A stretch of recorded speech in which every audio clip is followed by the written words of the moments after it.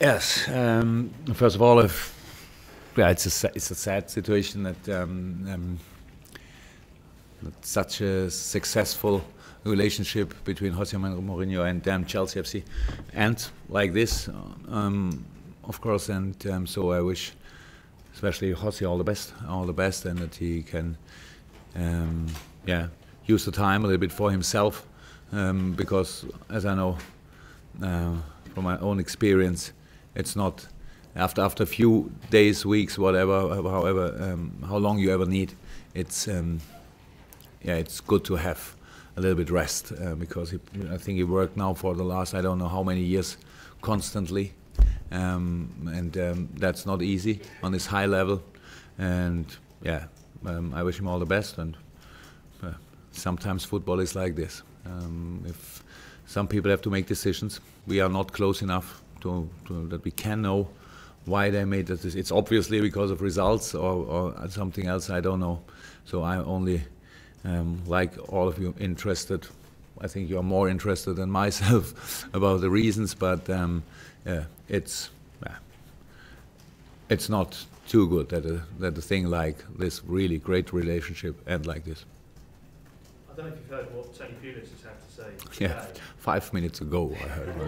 He's responded to your accusations about their long ball strategy, pointing out that his side only played 3 more long passes than your team. Have you got a response from him? Have you changed your opinion on last game? Everything changed after the last game, of course. And I told it to your colleagues that I can easily say sorry for everything I said during the game, because I am very, very emotional. I think Tony Pulis is similar, and there were a few words. We were very close together. So, and it was not the yeah, it was not, for me, not a bigger problem, but it was very intensive. And after the game, I want to go to my team, and yeah, I forgot the shake hand. That's all. If we meet today, it's for me no problem to say sorry, and to have shake hands, to have a talk about whatever. I have big respect for his work, no doubt about this. But in that situation, it was not easy to switch on the lamps and switch them off. So I want to go to the player, and then yeah, to be together with them. That's all from my side. But yeah. What can I say more? Have you learned something about the Premier League and the competitive nature of it from that, and your experience in the Bundesliga being different in terms of that relationship between managers, that rivalry perhaps on the touchline? No, only the coaching zones are closer. That's all. That's the only difference. We are all emotional. I have best friends in the league. We talk completely normal before the game. We ask about our families after the game and during the game. We are coaches of the different teams, and you say things you never would say usually. That's how it is on the pitch. I don't know if there's somebody in the room who played football himself, and sometimes you do things you would not do in normal life. But it was not that serious, I have to say. But it's different. You can only reach your best and make your best performance if you are in a really emotional, extreme level. You cannot do it if you cannot stand, get up in the morning, and at 8:30 and at 9 o'clock you have to do your best. So you have to be prepared, and if you're prepared, you have to dip in the game. You have to be fully focused, how I understand it, and then everything is different during these 90, in this case 98 minutes, and after this 98 minutes, for me, it's completely different. Everything. I have no problem with saying sorry for this, but nobody asked me. Okay, asked me after the game, but it was not a game where 5 minutes were enough to come back in a normal situation. That's all, nothing else. Jurgen, with the situation with Jose Mourinho, Chelsea only won the league 6 months ago. Does that just show how much pressure you're all under as Premier League managers now? No, situation can change. I don't know. I don't know why I should talk about Chelsea FC. The obvious problem everybody can see, they have not enough results. So, and about the rest, I could only speculate, and I'm not interested in. So I think they they tried everything, and most of the things didn't work. So I had a similar situation at Dortmund. So it's really difficult to be that far away from the own expectations, from the public expectations. Life is not that easy in moments like this, but yeah, I cannot say more about it. So I don't. We all are under pressure in the Premier League, of course, because of different reasons. But this is now the decision of the owners or whoever, Chelsea FC, and yeah, we will play football at the weekend. That's how the situation is. Looking ahead to your opponents this week and then Watford. So far in the Premier League, teams like Leicester and West Ham have been praised, but Watford find themselves in a surprise position as well. How impressed have you been with how they've coped to life in the top league and also the job that Kiki Sanchez-Flores is doing? Very good. Very good. That's a big. It's not. I don't think it's a big surprise. It's how football is. If you have a good team, of course you need good players. But if these players together are a real good team, if you have a good plan, what they have, and if you play football like they do, then it's not easy, but it's possible to be more successful than everybody expects. Then the next thing is it's easier to if the expectations are not too high, to go over them. So that's what maybe, of course, in Leicester is, but maybe in Watford too. I don't know too much about the expectations, but they play really good. They're difficult to defend, good strikers together, good plan, yeah, quick in their mind, switch really fast. So that's all things you have to know about them. So there's no coincidence that teams like this have more points maybe than they expected by themselves. If you are in a run, things seem to be sometimes a little bit easier. But we go there not to clap our hands because of their season. So we want to fight for the points, of course, and then yeah, we'll see what happens. Juliet?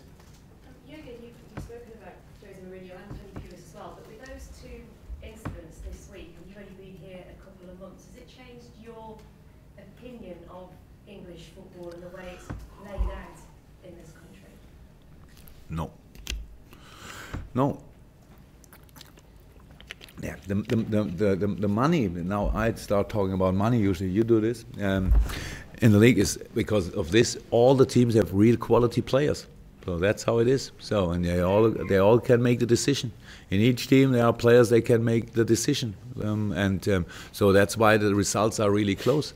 I don't know too much about. Or I can't remember too much results. They're really high, like you could expect when you think they spend this money, they spend this money. It's not a 5-0, it's not a 6-0. Sometimes it happens, but it's not usual. So it's always a close fight at the end. It's a moment who decides the games.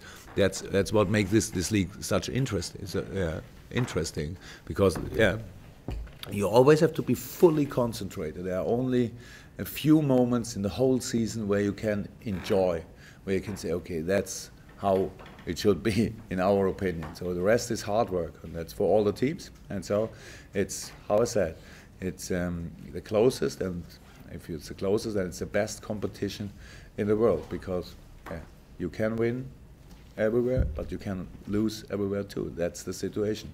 For the supporters, it's really good. Mike? Yeah, and what's it going to take to solve the problems defensively from set pieces? I know you're very quick to say that Simon Mignolet wasn't to blame for the first goal, but blatantly you are conceding too many goals from set plays. Yeah, but they're all different, and I have to say, of course, it's a situation. Maybe, I don't know, maybe it could be the next misunderstanding. Simon came out of his goal and want to reach the ball. And that's, however, if you can say it in life, if the goalkeeper comes out, you have to take the ball. And he didn't. That's the thing. So, but he came out because I said he should. Not in this situation, but in general.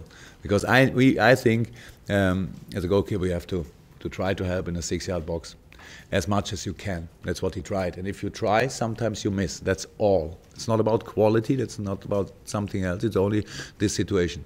The second goal.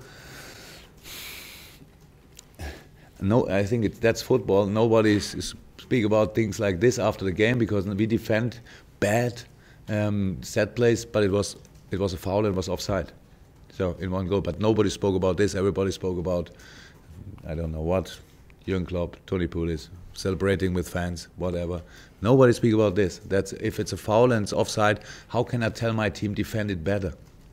You know, we have to defend it so that nobody can make easier goal. That's it. But if you get foul, if somebody make a foul against you in the 6-yard box and the ref don't see it, yeah, well, how can I say, come on, next time you have to make the foul at first or what? It's not that easy. So we know about this, but in this special game, there are two different situations to all the other things. Usually we are more stable in situations like this. We cannot be taller in the game, but we saw all the situations. We saw that some teams changed their formation against us because of our kind of defending.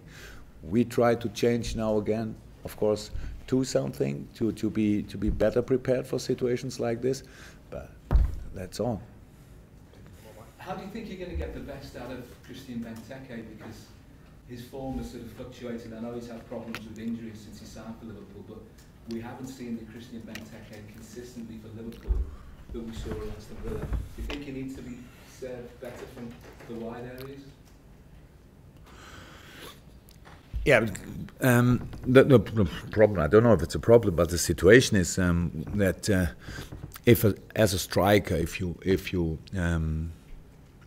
feel not comfortable in the game because you don't get enough whatever crosses or other things, yeah, you have to move more. For this, you have to feel first that it doesn't work like this. That it doesn't work. It's a big difference between the kind we play and the kind Aston Villa played last year when he was there, and he had this long injury period. So it's not possible to be at 100%. It's maybe 90 or something like this. It's always in our situation we have not too much striker, but we have not in this moment. We can decide between. So as a striker, I think always you want to have 5-6 games in a row and come in. That's not easy in a club like Liverpool, because if another player take the situation and it fits better for this or this opponent, so you have to change.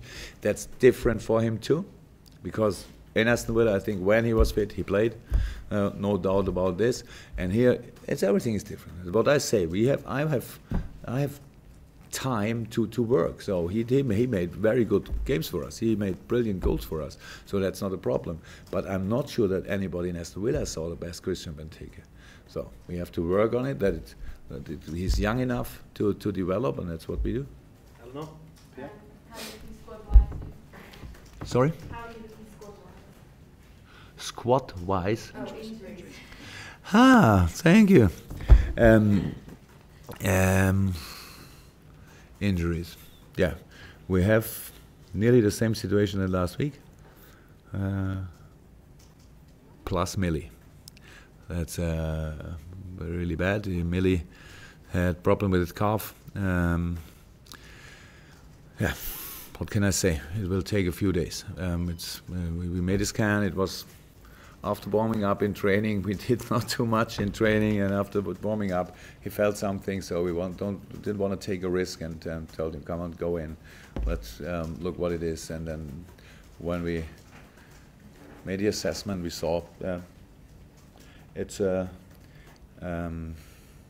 muscle injury a little bit, and so we have to wait. I don't know how long, but for a weekend, of course, it's no option. Another new one. No. Chris, you've got one just to follow up on. You guys did an assessment of Faisal Watford after his injury last week, and if he is out this weekend, what do you think in terms of central defence? Because you're obviously limited. Yeah, I think that was one of the best news after the West Brom game. It's not that serious, and that's how it looks like. We have to see. It's a little bit. If he could train in next week from Tuesday, Wednesday on, it would be an option for Leicester. But I don't know in this moment. But I think after Leicester, for sure, he should be available again. But we have to see. Its progress was really quick. It gets better and better. It was swollen at the beginning. You know, it looks much better, and yeah, I think. Maybe Leicester, maybe after Leicester, but then should be okay.